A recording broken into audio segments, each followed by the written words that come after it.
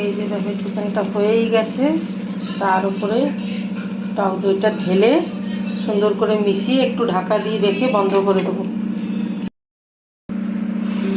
Finally এই দেখো বন্ধ করে দিলাম। আর এই যে লাউয়ের তরকারি। Hello friends, good morning. আজকে 8 তারিখ মঙ্গলবার। বড় মেয়ে তো স্কুলে গেছে, ছোট মেয়ে স্কুলে যাবে, ও 10:30 থেকে স্কুল। আর তোমাদের দাদাও বেরোবে স্নান করে ভাত খেয়ে।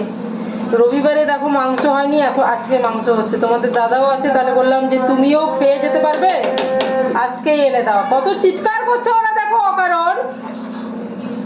তো এই মাংসটা প্রায় হয়েই গেছে, এবার দেবো টক দই লাস্টে, একটু ফেটিয়ে নেব, তারপরে দিয়ে একটু ঢাকা দিয়ে বন্ধ করে দেবো। দাঁড়াও,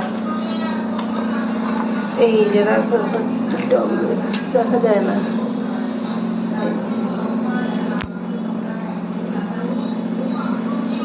এটা ফাটাতে হবে। এই যে ওয়াও, এটা আশীর্বাদের দই, টক দই। এরকম কৌটোতে আশীর্বাদের মিষ্টি দইও পাওয়া যায়, খুব টেস্টি। ঠিক এই সেম এই কৌটোতে, উপরটা আলাদা, মানে লেখাটা আলাদা।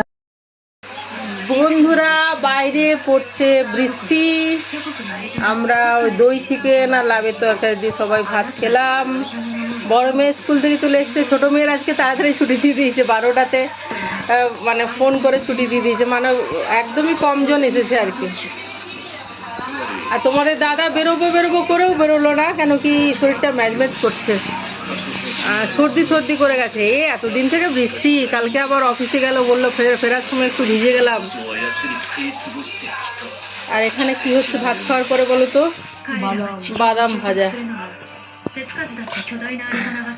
ভাত খাওয়ার পরে বাদাম ভাজা। চলো, তারপরে দেখো ভাত খেয়ে দেখো বাবার শরীর একটু ভালো নেই, ম্যাজম্যাজ করছে, সর্দি করেছে। এই দেখো সবাই এক জায়গায়, এই দেখো আমার বড় মেয়ে মনে হয় পা ঠেলছে, আর ছোট মেয়ে পিঠ ঠেলছে। হ্যাঁ, যোগা করছো পাপার পিঠে? এখন বাদাম পাপার কানে ইয়ে ঢুকে যাবে, দেখবি বাদামের ওই খোসাগুলো। হ্যাঁ ঠিক আছে। হ্যাঁ